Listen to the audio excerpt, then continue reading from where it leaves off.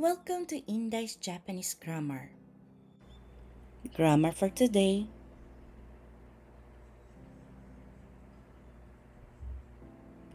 Level N3.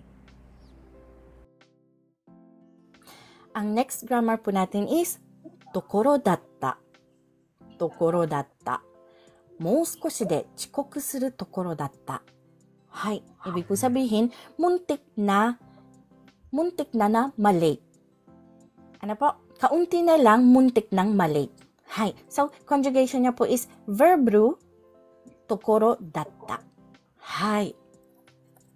So, ito po ang katumbas po ng tokoro datta. In Tagalog is halos o kaya naman po muntik na o kaya naman nang. Entre parentheses, mangyari ang verb. Hay, nang mangyari ang verb po. Ano po? Hay, so, ang explanation po sa grammar na ito, medyo maliit. Hay.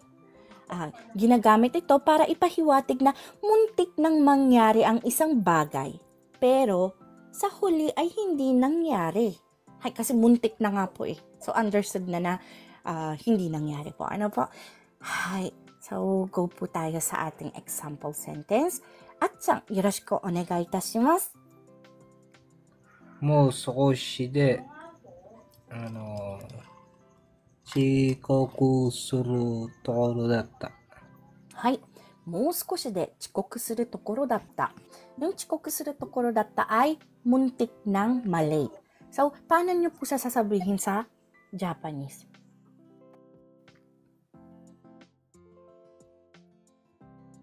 Nagkape si At-chan. 遅刻。gagawin po siya ng gagawa siya ng sentence.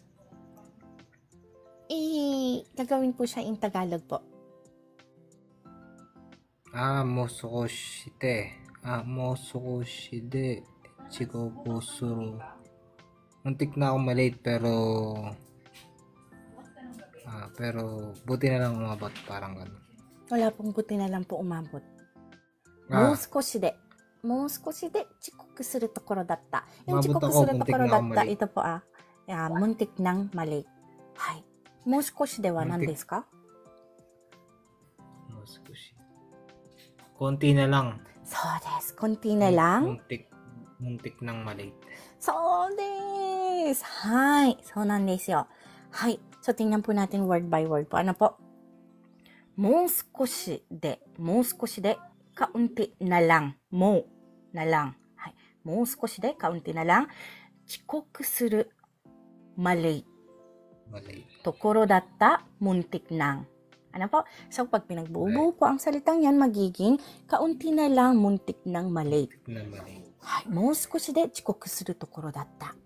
はい。So, go po tayo sa next sentence, example sentence po natin. Ano po? はい、どうぞ。もう少しで合格するところだったのに.そうですね。はい。So, ganito po siya. May feelings po siya. もう少しで合格するところだったのに. はい。So, ibig po sabihin, nung 合格するところだったのに, muntik na sana akong makapasa. Ganyan po. Medyo, medyo meron po siyang feeling na, 悔しい、nakakagigil. Ganyan, ano po? 残念な. そうですね。Kalito sa umiiyak. Imamita. Hay. So, alam na po natin kung ano po ang もう少しで. So, paano po siya sasabihin in Tagalog? Konti na lang, muntik na sana akong makapasa. So, des. Hi. So, titingnan po natin siya word by word. もう少しで. Katulad po ng kanina, kaunti na lang. 合格する. Makapasa. ところだった. Muntik na. No ni means sana. Hi. Sana. Muntik na sana. Ganyan pa. Ano po? So, もう少しで合格するところだったのに. No ni. Opo. Hi. So, pag pinagbubuo po yung salita kanina ay magiging kaunti na lang. Muntik na sana ako makapasa. Hi. So, sa Japanese, もう少しで合格するところだったのに。Hay, kawawa naman ano. Hay, yun po ang ating second grammar for today. Meron po kayong katanungan, Atchang, about to sa grammar na ito? Pwede mo gamitin yan, di ba? Moskoshi, Hmm. botsukatta suru tokoro datta. Pwede ba yan? Mo少し de. Lagyan niyo po ng de at yung butsukaru. Butsukaru. Dapat po, group form po ang verb po natin, ano? Hay. Kaya, hindi po butsukatte. So, magiging mo 少しで botsukaru tokoro datta. Hay, so desu. Tadashi desu. Pwede po siyang gamitin like that po. Hay, Butsukaru pala yung butsukaru. Butsukaru, po. Muntik ng, kaunti na lang, muntik ng mabangga. Hay, yun po. Sayang. Bakit sayang? Buti nga hindi nabangga.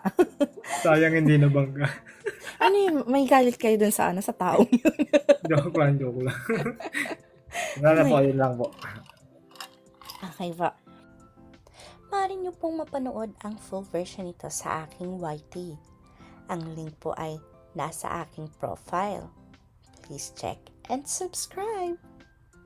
Sa taong 2025, may free entry lesson class po tayo tuwing MWF at 8 p.m. Japan time.